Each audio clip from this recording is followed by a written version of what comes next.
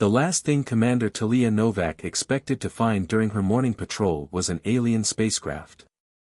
The pre-dawn air bit through her rescue service jacket as she and Echo, her Belgian Malinois, tracked an unusual energy signature through the Rocky Mountain wilderness. The report had come in just before sunrise: strange lights, unexplained electromagnetic disturbances, and a sound that witnesses described as thunder without clouds. Echo's ears perked forward, his training keeping him silent despite his obvious excitement. Talia checked her handheld detector again, watching the readings spike. After 15 years with Mountain Emergency Response, she thought she'd seen everything. But this was different. They crested a ridge, and there it was. The impact site spread before them in a perfect circle, snow melted in a precise radius around a sleek, opalescent pod.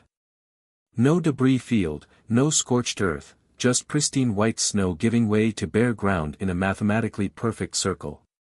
"Stay close, Echo," Talia murmured, her hand resting on her companion's shoulder. The dog's muscles were tense but not fearful. After countless rescues together, Talia had learned to trust Echo's instincts about danger. Right now, he seemed more curious than concerned. As they approached, the pod's surface began to shift, patterns of light rippling across it like oil on water. Echo whined softly, not in distress but in what Talia recognized as his "someone needs help" signal. She'd seen it countless times during rescue operations. The pod's surface suddenly became transparent, revealing its occupant. Talia's breath caught in her throat. The figure inside was humanoid but decidedly alien, tall and elegant, with iridescent scales instead of skin and 3 eyes arranged in a triangle pattern. The being wore what appeared to be ceremonial armor, now damaged and sparking with residual energy. Echo padded forward, pressing his nose against the pod's surface. To Talia's amazement, the material responded, rippling outward from the point of contact. A seam appeared, then widened, accompanied by a soft hiss of equalizing pressure. The alien's eyes fluttered open, all 3 of them. They were the color of distant galaxies, deep purple with flecks of starlight. The being tried to speak, but only managed a weak gasp. Some kind of translation device near their throat sparked and fizzled. "Easy," Talia said softly, using the same gentle tone she used with injured climbers. "You're safe. We're here to help." She reached for her radio but stopped. Protocol dictated immediate notification of unusual findings, but something held her back. Echo's behavior, for one, he'd positioned himself protectively beside the pod, his posture alert but welcoming. The alien's scales shifted color, from deep blue to a softer lavender. They reached out with a 4-fingered hand, touching Echo's fur with wonder. The dog remained perfectly still, allowing the contact. That's when Talia heard the helicopters. They were still distant, but getting closer, multiple aircraft, by the sound. Not rescue service. Military, most likely, or something even more classified. She had minutes, at most, to make a decision. The alien seemed to sense her concern. They pointed to their throat, then made a series of graceful gestures. The damaged translator sparked again, managing to convert a few words: danger, pursuing, hide. Echo looked up at Talia, his brown eyes full of trust and determination. She'd learned long ago that when it came to judging character, human or apparently alien, Echo's instincts were never wrong.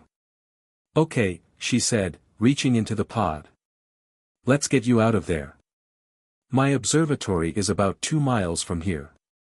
We can dash." The alien's eyes suddenly widened in alarm. The translator managed one more word: above. Talia looked up. Through gaps in the morning clouds, she caught glimpses of something massive, something that definitely wasn't a helicopter. The alien scales paled to an almost translucent white. "Time to go," Talia said, helping them from the pod. Echo pressed close, offering support as the alien stumbled on unfamiliar legs. "Whatever's up there, whatever's going on, we'll figure it out. But first, we need to get you somewhere safe." The alien nodded, their scales taking on a warm golden hue. They touched the translator at their throat, and though it still sparked, a few clear words came through: "Thank you, trust, brave guardians." As they began their careful retreat from the impact site, Echo leading the way through the safest path in the snow, Talia couldn't help but smile. She'd signed up for Mountain Emergency Response to help people in need. Apparently, people now included alien royalty. The massive shape above moved again, briefly blocking out the rising sun. Talia quickened their pace. She had no idea what she was getting into, but with Echo by her side and a mysterious alien refugee to protect, she knew one thing for certain: this was going to be the most interesting rescue of her career. Talia's observatory sat perched on a remote ridge, far from the nearest town. The automated research facility had been her home for the past 5 years, a perfect balance between her rescue work and her passion for studying the stars. Now, as she helped her alien guest through the entrance, those two worlds were colliding in ways she never imagined. Echo trotted ahead, clearing each room before returning to guide them forward. The alien, who had managed to communicate that her name was Venna, took in the telescope arrays and astronomical equipment with obvious interest. Her scales had settled into a deep blue-green color that Talia was beginning to associate with curiosity. The translator, Venna managed, touching the damaged device at her throat. "Need repairs." Talia led her to the observatory's workshop. "I might be able to help. Before rescue work, I was an electrical engineer." She didn't mention that fixing alien technology wasn't exactly covered in her degree program. The next few hours passed in a blur of careful work and improvised solutions. Venna's translator was a marvel of technology, but its basic principles weren't entirely foreign. With Venna's guidance and Talia's human ingenuity, they managed to restore basic functionality using parts from an old radio and a modified smartphone processor. "Your solutions are unexpected," Venna said, her voice now clear through the hybrid device. "But effective.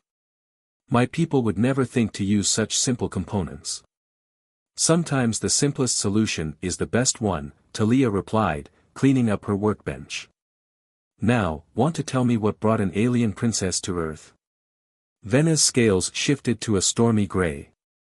"How did you know I was?" "The way you carry yourself.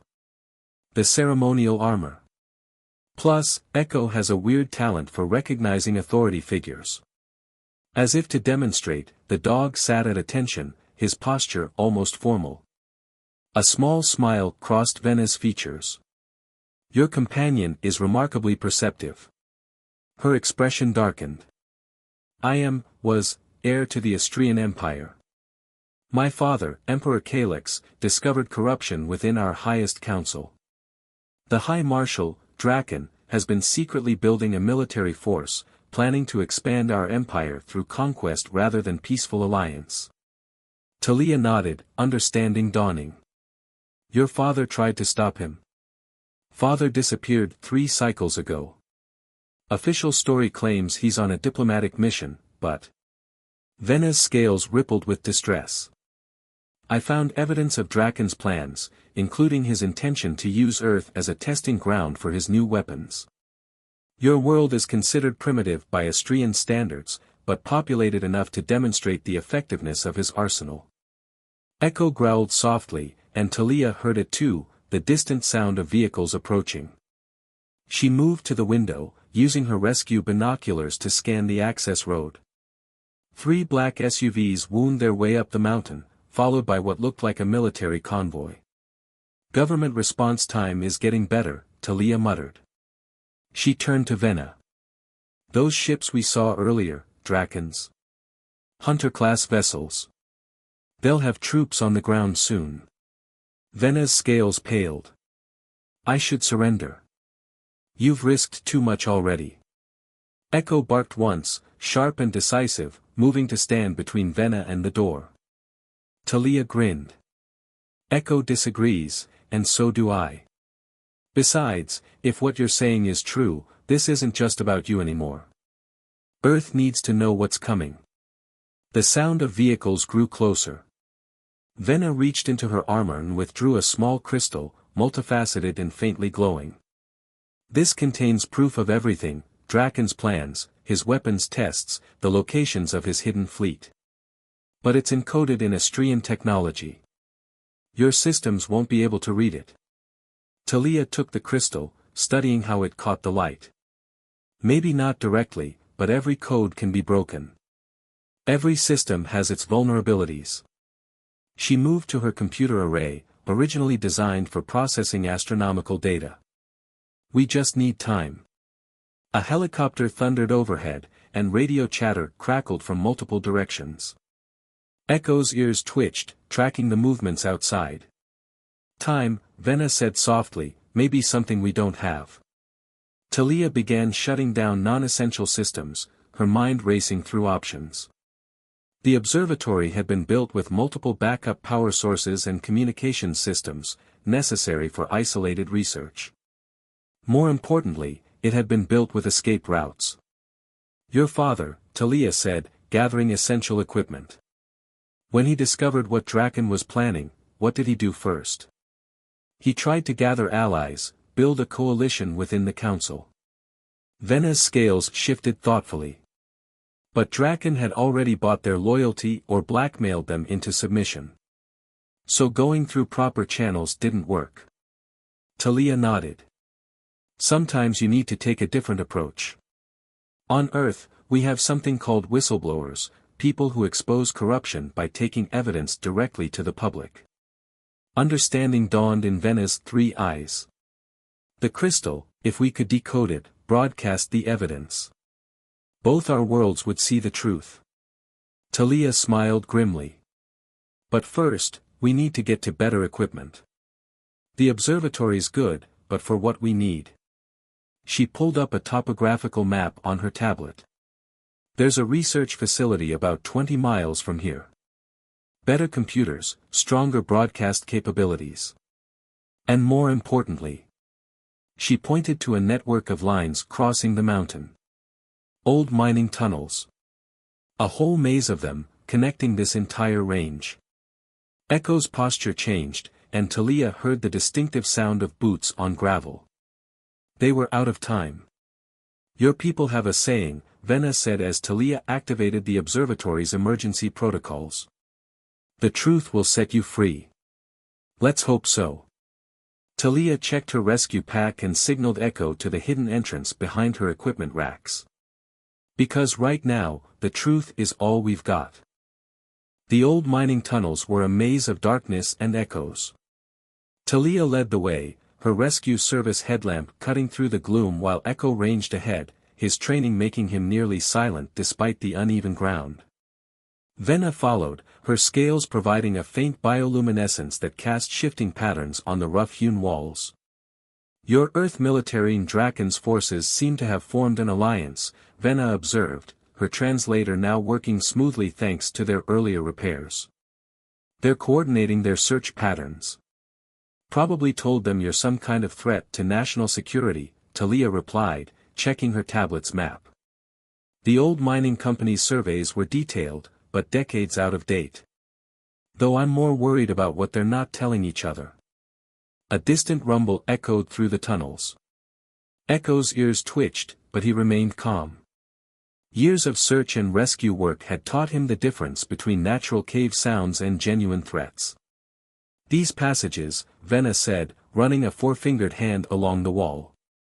They're remarkably similar to the ceremonial catacombs beneath our capital city. Our ancestors carved them as escape routes during the First Dynasty. Humans tend to come up with similar solutions to similar problems, Talia said. Though I doubt your ancestors had to deal with cave-ins and bad air pockets. She held up a small device. Carbon dioxide detector. These old mines can be treacherous if you don't know what to watch for. They reached a junction where 3 tunnels converged. Echo suddenly froze, his posture alert but not aggressive. Seconds later, Talia heard it too, voices echoing from one of the side tunnels, accompanied by the distinctive hum of energy weapons powering up. Hunter Squad, Venna whispered, her scales shifting to a defensive gray pattern. Their armor has thermal tracking. Good thing we're not trying to hide our heat signatures then. Talia pulled something from her pack, emergency thermal blankets, standard rescue equipment. We're going to make them see heat signatures everywhere. Working quickly, she attached the blankets to small battery-powered fans from her gear, creating makeshift heat decoys. She positioned them at different points in the tunnels, using the natural air currents to spread their thermal signatures. Clever, Venna observed. But they'll figure it out eventually. We don't need eventually. We just need enough time to reach the research facility. Talia checked her map again. There's an underground river about half a mile ahead. The water will mask our trail completely. They moved deeper into the tunnel system, the sounds of pursuit growing fainter as their decoys did their work. Echo led them through the safest routes, his instincts proving as reliable underground as they were on the mountain's surface. The tunnel suddenly opened into a vast cavern, its ceiling lost in darkness above them. The sound of rushing water filled the space, the underground river, its black surface occasionally catching their lights. The facility is about 2 miles downstream, Talia said, studying her tablet. There's a maintenance tunnel that follows the river's course, should be right about down. Venna tackled Talia as an energy blast sizzled through the space where she'd been standing. Echo spun toward the threat, a low growl rumbling in his chest.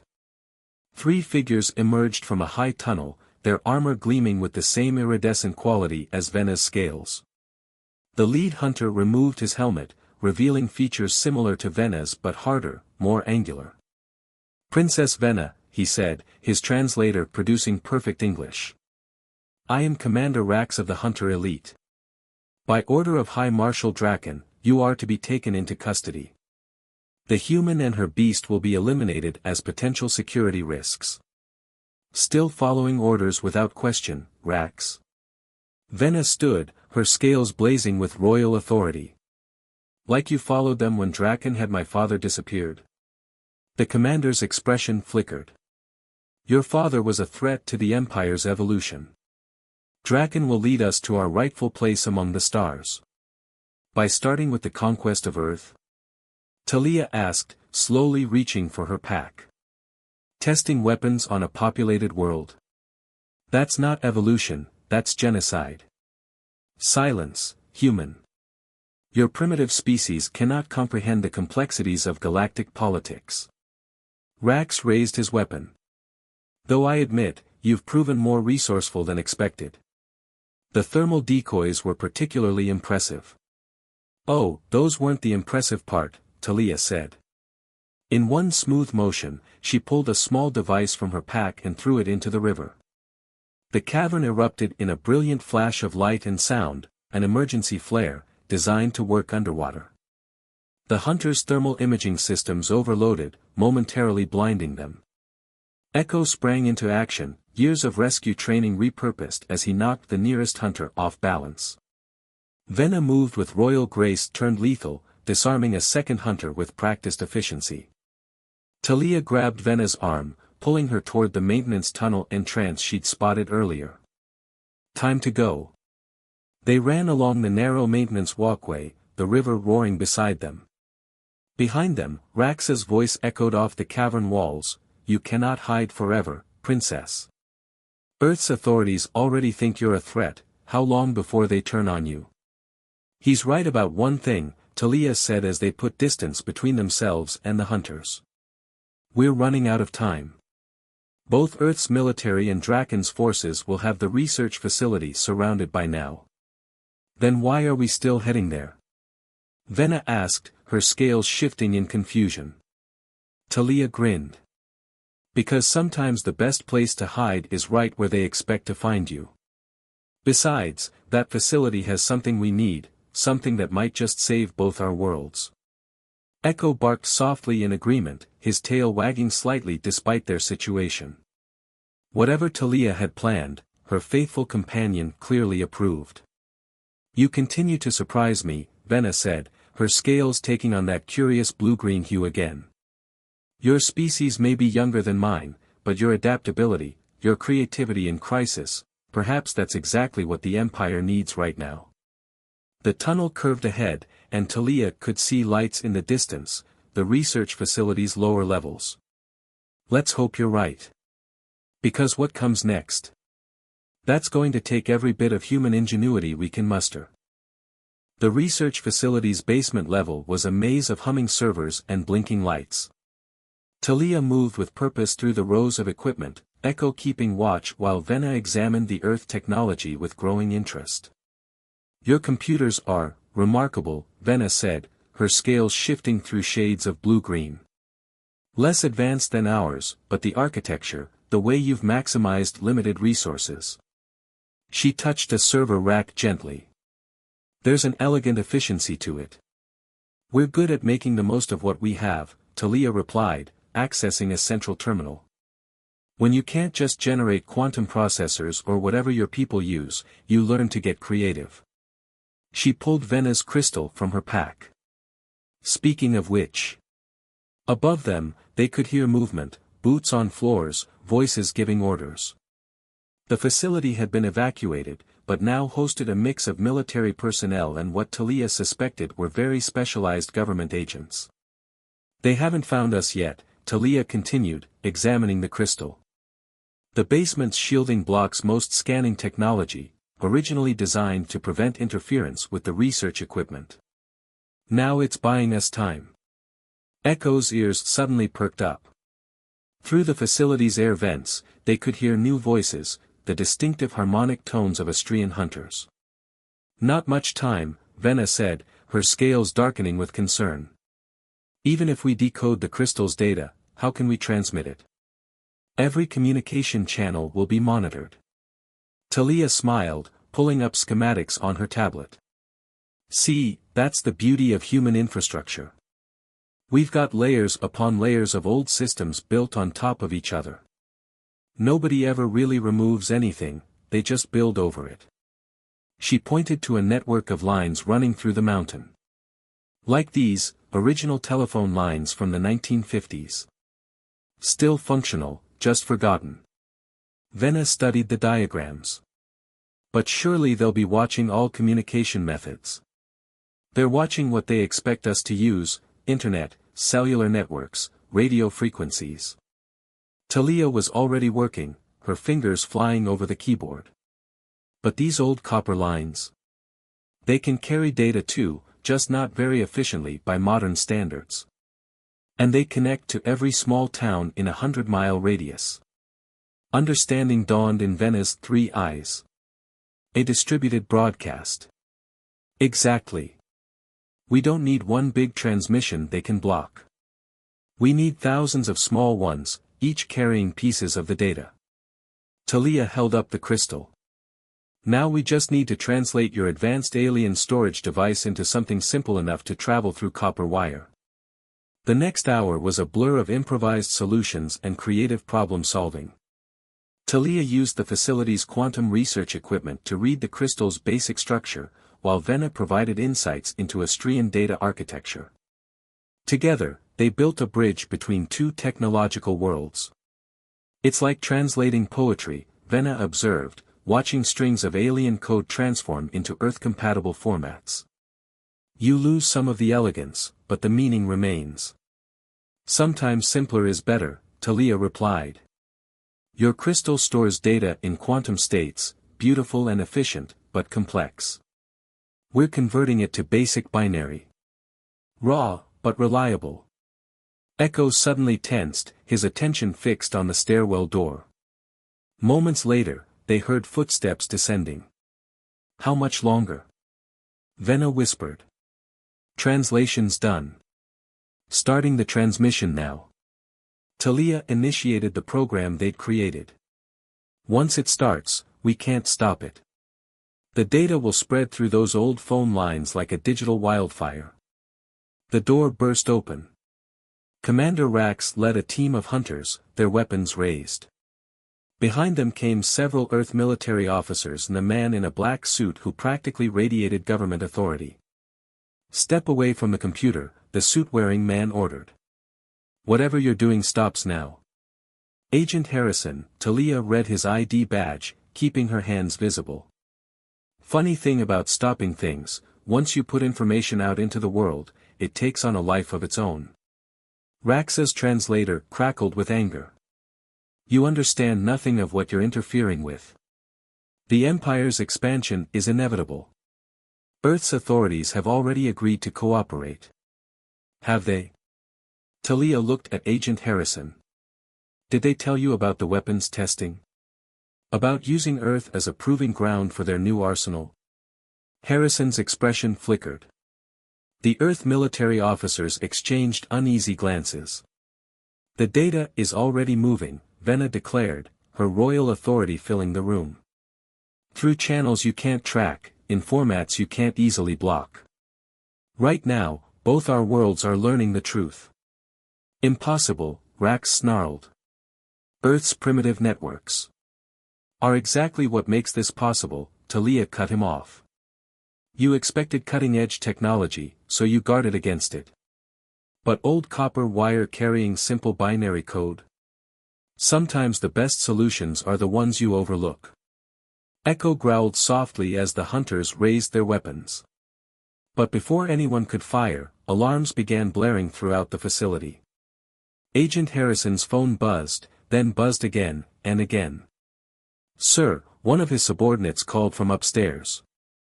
We're getting reports, the data, it's everywhere. Local news stations, personal computers, even old fax machines. We can't contain it. Talia met Rax's three-eyed glare. Like I said, once information is free, it takes on a life of its own. The balance of power in the room shifted as phones continued buzzing, as more reports flooded in. Earth's authorities were learning exactly what their supposed allies had planned. And somewhere in the Astrian Empire, loyal citizens were learning what their leadership had become. Now then, Talia said, Echo moving to stand proudly beside her. I think it's time we all had an honest conversation about the future of Earth-Astrian relations. The next 24 hours transformed two worlds. As Venna's evidence spread through Earth's forgotten networks, reactions cascaded across both civilizations. In the research facility's conference room, now serving as an impromptu first contact center, Talia watched multiple screens showing news coverage from around the globe. Echo lay at her feet, seemingly relaxed but still alert. The dog had become something of a sensation among the Astrian officials who had arrived to handle the crisis, his loyalty and intelligence challenging their preconceptions about primitive Earth species. The response from both our peoples has been unexpected, Venna said, her scales shimmering with a new color Talia hadn't seen before, hope mixed with something else. The princess stood before a holographic display showing reports from the Astrian Empire. Draken's supporters are surrendering by the thousands. The Hunter Corps itself issued a formal denouncement of his actions. People generally do the right thing when they have all the facts, Talia replied, scratching Echo's ears. Even Commander Rax came around once he saw the full scope of Draken's plans. As if summoned by his name, Rax entered the conference room. The Hunter commander had spent the past day helping coordinate between Earth and Astrian authorities, his initial hostility replaced by a grudging respect. High Marshal Draken has been apprehended, he announced, his translator conveying a complex mix of emotions. He was attempting to reach his hidden weapon facilities. The resistance was minimal. He turned to Venna, dropping to one knee. Your father, Emperor Calyx, has been found alive. Draken had him held in suspended animation. He will make a full recovery. Venna's scales blazed with joy, the light catching the tears in all three of her eyes. Thank you, Commander. Your service to the true Empire will not be forgotten. Agent Harrison entered next, accompanied by various international representatives. The past day had seen an unprecedented level of global cooperation as humanity came to terms with its new reality. The United Nations Security Council has reached a preliminary decision, Harrison reported. Given the circumstances of first contact and the complicated nature of recent events, they're proposing a unique solution. The Astrian High Council has also deliberated, Rax added. They seek to prevent future corruption by establishing new protocols for interstellar relations. Vena's scales shifted thoughtfully. What are you suggesting? Harrison smiled slightly. We're proposing a joint Earth-Astrian monitoring station. Here, in these mountains. Staffed by representatives from both worlds, dedicated to maintaining transparency and cooperation between our civilizations. A bridge between worlds, Talia mused. Using Earth's primitive but reliable technology alongside Astrian advances. Keeping both sides honest. Indeed, Rax agreed. And we request that you, Commander Novak, serve as Earth's primary liaison. Your unique approach to problem-solving has proven invaluable. Echo's tail wagged at the change in Rax's tone. The dog had known from the start which aliens could be trusted, once they allowed themselves to see past their prejudices. Your methods were unorthodox, Harrison admitted. But they worked. Sometimes the best solutions aren't the most advanced ones. That's what my father always said, Vena added. The Empire grew complacent with its technology, forgetting the importance of innovation, of finding new ways to solve old problems. She turned to Talia. Will you accept the position? Talia looked down at Echo, who met her gaze with complete trust. On one condition, she said. The station maintains a canine unit. Dogs have a way of seeing through deception, whether it's human or alien. Plus, she smiled, they're excellent at search and rescue across any terrain. The next few months saw the research facility transform. Earth's old telephone lines were maintained alongside quantum communicators, a physical reminder that simple solutions still had value. The mountain observatory where Talia had first sheltered Vena became a secondary monitoring station, its telescopes now serving both scientific and diplomatic purposes. 1 year after the crash landing, Talia stood with Echo on the facility's observation deck, watching Earth's sunset paint the sky in colors that rivaled Vena's scales. The princess, soon to be emperor, following her father's decision to step down, had become a regular visitor to the station. You know, Vena said, joining them at the railing, there's an old Astrian saying, the strongest bridges are built from both sides. We have a similar saying on Earth, Talia replied. Something about the journey of 1,000 miles beginning with a single step. She grinned. Or in our case, a single crash landing in a very good dog. Echo barked softly in agreement, his presence a reminder that sometimes the most sophisticated solutions come with 4 paws and an open heart. As the stars began appearing above them, stars that now represented not distant mysteries but future destinations, Talia reflected on how the simple acts of kindness and trust had changed the course of 2 civilizations. The mountain wind carried the sounds of human and Astrian voices working together in the station below, their differences becoming strengths rather than barriers. It was a new era for both worlds, built not on conquest or competition, but on the simple, powerful truth that had guided Talia throughout her career: sometimes, helping others is all the reason you need.